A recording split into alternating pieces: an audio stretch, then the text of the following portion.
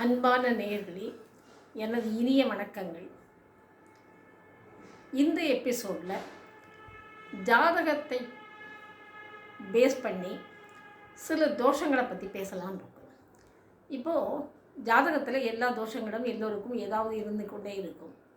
இதை நம்ம எப்படி ஆராய்ச்சி பண்ணுறது, அதை எப்படி நம்ம எடுத்துக்கிறது, அதனால் என்ன பலன், என்ன தீய பலன், நல்ல பலன், இதெல்லாம் நம்ம யோஜனை பண்ணணும்.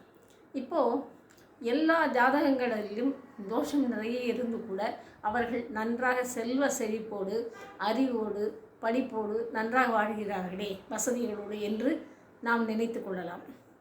அப்படி கஷ்டப்படுறவங்க ஒரு வகையில் இருக்கும் பொழுது, சுகப்படுறவங்க ஒரு வகையில் இருக்கும் பொழுது, ரெண்டையுமே நம்ம தப்பாக புரிஞ்சுக்கிறோம்.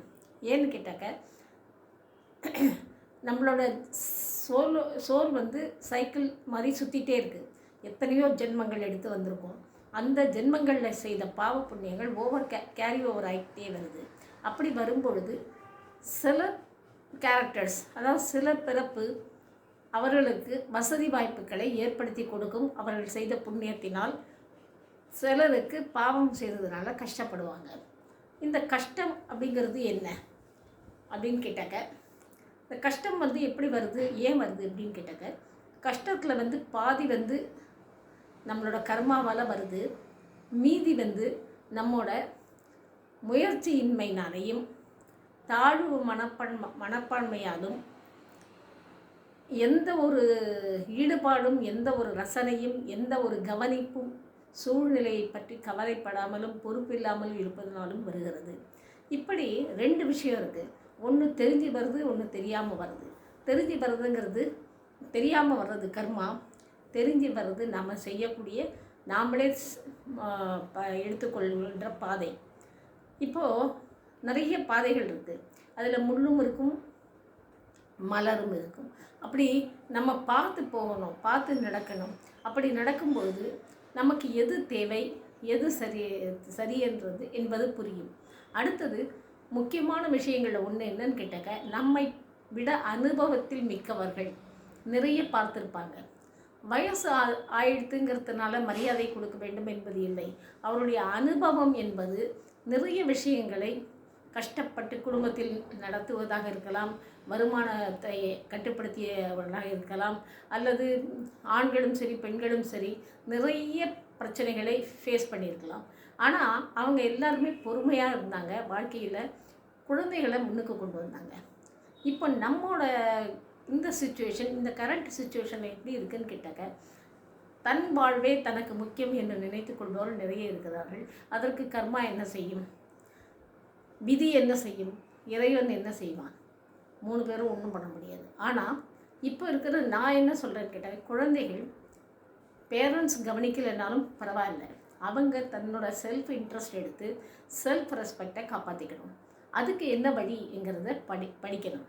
அப்போது படிப்பு இந்த காலத்தில் ரொம்ப இம்பார்ட்டண்ட்டு. படிக்காமல் இருந்தாக்க ஒன்றுமே செய்ய முடியாது. படிப்பு தான் இங்கே வாழ்க்கையில் 7 ஜென்மத்திலையும் கை கொடுக்கக்கூடியது. அதனால் தயவு செய்து எல்லோரும் படிங்க. எந்த தோஷங்களையும் இல்லாமல் வாழ முடியாது. ஆனால் அந்த தோஷங்களை போக்குவதற்கு ஒரே வழி என்னன்னா படிப்பு. அந்த படிப்பு நம்மளுடைய புத்தியை தெளிவுபடுத்துகிறது. அந்த தெளிவான பாதையில் நாம் செல்லும் பொழுது நமது எங்கே போக வேண்டும் என்கின்ற இடத்திற்கு நாம் போய் சேருவோம். இது நிச்சயம். இப்போது இறைவன் இந்த தோஷங்களை கொடுத்துருக்கான் அப்படின்னு நம்ம சொல்கிறோம். இல்லை, இறைவன் கொடுக்கல, நம்ம கர்மா நமக்கு கொடுத்துருக்கு. ஸோ அப்போ அந்த கர்மாவிலேருந்து சில தோஷங்களில் முக்கியமான ஒரு தோஷம், இப்போ இருக்கிற சுச்சுவேஷனை பற்றி பேசினாக்க, கடத்திர தோஷம். இந்த கடத்திர தோஷங்கிறது கல்யாணத்துக்கான தோஷம். இந்த கல்யாணத்துக்குரிய தோஷம் எப்படி அப்படின்னு கேட்டாக்க, ஒரு பார்ட்னரை அக்கார்டிங் டு ப்ரீவியஸ் ஜென்மாவில் எப்பயோ ஏதோ நடந்திருக்கும். ஏதாவது தவறுகள் நடந்திருக்கலாம், டிஃப்ரென்ஸ் ஆஃப் ஒப்பீனியன் வந்திருக்கலாம், ஃபைட்டிங் இருந்திருக்கலாம், அல்லது கொலை முயற்சி கூட நடந்திருக்கலாம், தொந்தரவு பண்ணியிருக்கலாம், எப்படி வேணால் எடுத்துக்கங்க. இப்படிப்பட்ட ஒரு கேரக்டரில் பற்றியோ, அது ஹஸ்பண்டோ ஒய்ஃபோ 2 பேரில் யாரோ ஒருத்தர் செஞ்சுருந்தால் கூட அந்த தோஷங்கள் இந்த ஜென்மாவில் சில ஜாதகங்களில் காமிக்கும். அப்படி அந்த ஜாதகங்களை காமிக்கும் பொழுது அந்த கட்டத்தை நாம் நன்றாக ஆராய்ந்து இந்த கடத்திர தோஷத்துக்கு என்ன வழி என்ற தீர்வு கண்டுபிடிக்க வேண்டும். அந்த தீர்வு கண்டுபிடிக்கும் பொழுது பெண்ணுக்கு அந்த தோஷம் இருந்தால் ஆணுக்கும் இருக்க வேண்டும், ஆணுக்கு இருந்தால் பெண்ணுக்கும் இருக்க வேண்டும். அப்படி இருந்தால் மைனஸ் மைனஸ் ப்ளஸ் ஆகி இருவருடைய திருமணமும் நன்றாக நடக்கும். அப்படி ஒருவருக்கே இருந்து இன்னொருக்கு இல்லை என்றால் 30 வயதுக்கு மேல் தான் திருமணம் செய்ய வேண்டும். அது செகண்ட் மேரேஜ் டைம். ஸோ ஒரு கல்யாண தடைகள் நீங்கி அல்லது நிச்சயதார்த்தம் வரை போய் நின்று இப்படிப்பட்ட ஒரு சூழ்நிலையில் அடுத்து கல்யாணம் வரும் நிச்சயமாகும் பொழுது அந்த கல்யாண வாழ்க்கை சிறப்பாக அமையும். இதில் எந்த சந்தேகமும் இல்லை. ஆனாலும் கூட இந்த தோஷங்கள் இருக்கக்கூடிய ஜாதகங்களாகவே ரெண்டையும் பார்க்கணும். அப்படி பார்த்தா தாங்க நமக்கு ஒரு தசல்லி, அதாவது நமக்கு ஒரு சாட்டிஸ்ஃபேக்ஷன் இருக்கும். ஸோ இதனால் இந்த தோஷத்துக்கு நிறைய பரிகாரங்கள் இருக்குது. சில பரிகாரங்கள் எளிமையாக இருக்கும், சிலது கஷ்டமாக இருக்கும். இப்போ நம்ம தமிழ்நாட்டில் சில வழிபாடுகளை வாழை மரம் அதை வெட்டி என்னவோ பூஜைகள்லாம் செய்வாங்க. நார்த் இந்தியாவில் ஒரு மாதிரி செய்கிறாங்க, ஒவ்வொரு இடத்துல ஒவ்வொரு மாதிரி செய்கிறாங்க. ஆனால் நான் நார்த் இந்தியாவில் இருக்கேன். இருந்தாலும் கூட நான் என்ன சொல்லுகிறேன் என்று சொன்னால், யாருக்கு இந்த தோஷம் இருக்கிறதோ கணபதி நவகிரக ஸ்கந்த ஹோமம் கண்டிப்பாக செய்ய வேண்டும்.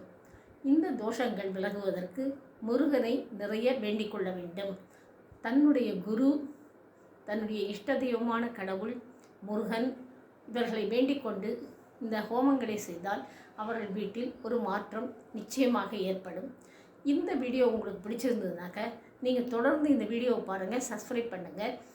நிறைய விஷயங்களை எளிமையாக சொல்லணும்னு தான் நான் ஆசைப்பட்றேன். ஏன்னா ரொம்ப டஃப்பாக சொல்லி உங்களுக்கு பயமுறுத்தவோ அல்லது அது பிடிக்கல அப்படிங்கிற மாதிரி அந்த வீடியோ விட்டு விலகி போகவோ நான் விரும்பவில்லை. நீங்கள் ஈஸியாக பாருங்கள், ஜாலியாக பாருங்கள், சந்தோஷமாக பாருங்கள். கேள்விகள் நிறைய பிறக்கக்கூடியது காலம்தான் இது, அதற்கு பதிலும் உண்டு. அதனால் எந்த தோஷங்கள் இருந்தாலும் நிவர்த்தி செய்வதற்கு நாம் முயற்சி செய்ய வேண்டும். அந்த முயற்சி என்பது தான் பாவத்தை போக்கக்கூடிய பெரிய மருந்து. நாம் என்ன நினைக்கிறோம், இது நடந்தால் நடக்கட்டும், நடக்காமல் போகட்டும், இது என்ன தலையில் என்ன எழுதியிருக்கு, நீ படிக்க முடியாது, தலையில் என்ன எழுதியிருக்கோ. லிபி எழுதினான் பிரம்மா என்று சொல்லுகிறார்கள், யாருமே அதை நம்ம படிக்க முடியாது. அதனால் நம்ம என்ன பண்ணணுமோ அதை மட்டும் பண்ணுவோம். நமக்கு ஒரு டியூட்டி கொடுத்துருக்காங்க, குழந்தைங்கன்னா படிக்கணும், அப்பா நான் ஆஃபீஸ் போகணும், அம்மா நான் வீட்டு வேலை பார்க்கணும், இப்படி நிறைய டியூட்டி கொடுத்துருக்காங்க. எந்தெந்த டியூட்டி நமக்கு கிடைச்சிருக்கோ அதை நம்ம ஒழுங்காக பண்ணினாக்க இந்த வாழ்க்கையில் இனிமைகள் நிறைய காத்து கிடக்கு. நேச்சுரலான இந்த உலகத்தை ரசிக்கிறதுக்கு மனசை நல்லா வச்சுக்கோங்க. நிறைய மியூசிக் பாட்டு கேளுங்க, சந்தோஷமாக இருங்க. இந்த சந்தோஷங்கிறது இப்போது நமக்கு கிடைச்சிருக்கிற ஒரு நல்ல வரம். ஏன்னு கேட்டாக்க, எப்போவுமே சீரியஸாக இருந்தால் லைஃப் ரொம்ப போர் அடிக்கும், மற்றவங்களையும் சுற்றி இருக்கிறவங்களையும் நம்ம கஷ்டப்படுத்துவோம். அதனால் எப்பவும் ஹாப்பியாக இருங்க. இந்த ஹாப்பினஸ் தான் உங்களோட வாழ்க்கைக்கு ஒரு ப்ளஸ் பாயிண்ட். நன்றி, வணக்கம்.